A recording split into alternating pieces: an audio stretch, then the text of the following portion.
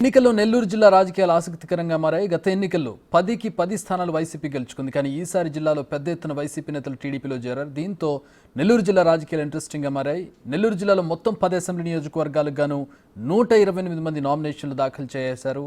కావలి నుంచి అత్యధికంగా 19 మంది నామినేషన్లు వేశారు. నెల్లూరు జిల్లాలో ఉన్నటువంటి నామినేషన్ల పరిస్థితికి సంబంధించి, నామినేషన్లు ఏ విధంగా దాఖలయ్యాయనే దానికి సంబంధించి పూర్తి వివరాలు మా ప్రతినిధి సురేంద్ర అందిస్తారు. సురేంద్ర,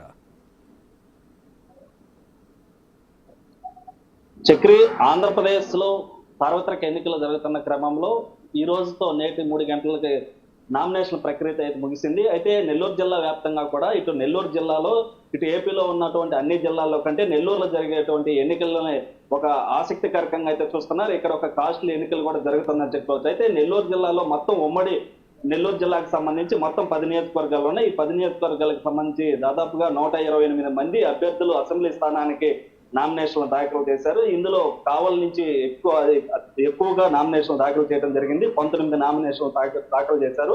అదేవిధంగా వెంకటగిరికి సంబంధించి తక్కువ నామినేషన్లు అయితే నమోదయ్యాయి. అయితే మొత్తం మీద కూడా ఈ యొక్క నామినేషన్ ప్రక్రియ అయితే 18వ తేదీ నుంచి 25వ తేదీ వరకు జరిగినటువంటి నామినేషన్ ప్రక్రియలో భాగంగా 128 మంది అసెంబ్లీ స్థానానికి ఈ యొక్క నామినేషన్లు అయితే దాఖలు చేశారు. ఇటు నెల్లూరు ఎంపీ స్థానానికి సంబంధించి 13 మంది నామినేషన్లు అయితే దాఖలు చేశారు. దీంట్లో నెల్లూరులో ప్రధానంగా వైసీపీలో ఉన్నటువంటి ప్రధాన 2వ స్థానంలో ఉన్నటువంటి వైసీపీ పార్టీకి చెందినటువంటి విజయసాయి రెడ్డి కూడా నెల్లూరు నుంచి పోటీ చేయడం ఒక ఆసక్తికరంగా మారింది. అదేవిధంగా ఈ యొక్క వైసీపీ పార్టీలో బడా నేతగా ఉన్నటువంటి వేమిరెడ్డి ప్రభాకర్ రెడ్డి ఇటీవల కాలంలో టీడీపీకి రావడంతో నెల్లూరు జిల్లా రాజకీయాలన్నీ కూడా వేడెక్కడం, ఇటు నెల్లూరు జిల్లా వైపు కూడా ఇటు ఆంధ్రప్రదేశ్ లో ఉన్నటువంటి రాజకీయాలన్నీ కూడా నెల్లూరు వైపు చూస్తున్నాయి. వీరిద్దరి మధ్య ప్రధాన పోటీగా ఒక కాస్ట్లీ ఎన్నిక కూడా నెల్లూరు ఎంపీ పోటీ జరుగుతుంది.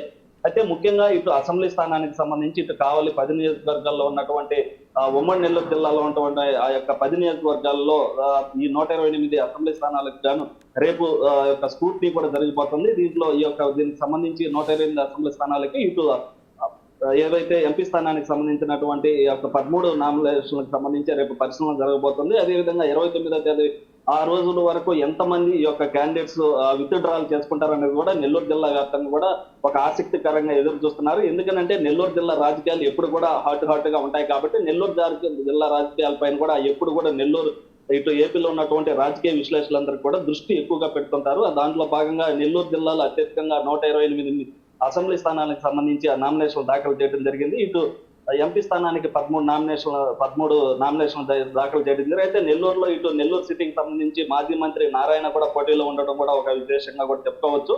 అయితే నెల్లూరు జిల్లాకు సంబంధించి 13 ఏదైతే 10 అసెంబ్లీ స్థానాలు ఉన్నాయో ఆ 10 అసెంబ్లీ స్థానాల్లో కూడా ఎక్కడ ఎలాంటి అవాంఛనీయ సంఘటనలు జరగకుండా కూడా ఇటు పోలీసులు కూడా పూర్తి భద్రతా ఏర్పాట్లు చేశారు. దాంట్లో భాగంగా ఆ యొక్క కోవూరులో మాత్రము ఇరు పార్టీలు ఒకే టైంలో నామినేషన్లు వేయడంతో అక్కడ కొద్ది ఉద్రిక్తత అయితే నెలకొంది. తర్వాత మిగతా ఎక్కడ కూడా ఎలాంటి అవాంఛనీయ సంఘటనలు జరగకుండా అదేవిధంగా అంగు ఆర్భాటాలు కూడా ఈసారి నెల్లూరులో జరిగినటువంటి ఉమ్మడి నెల్లూరు జిల్లాలో జరిగినటువంటి నామినేషన్లకు సంబంధించి ఏవైతే అంగు ఆర్భాటాలు లేకుండా చాలా వరకు ఒక్కరిగా వారి కుటుంబ సభ్యులతో లేదా ఒకరిద్దరితో అక్కడికి వెళ్ళి నామినేషన్లు చేసినటువంటి పరిస్థితులు ఉన్నాయి.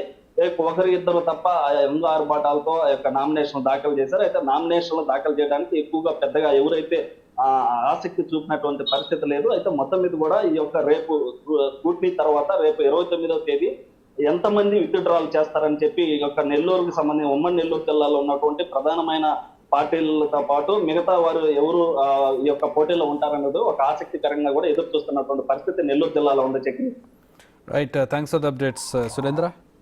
అది నెల్లూరు జిల్లాలో ఉన్నటువంటి పరిస్థితి నామినేషన్ల దాఖలకు సంబంధించి.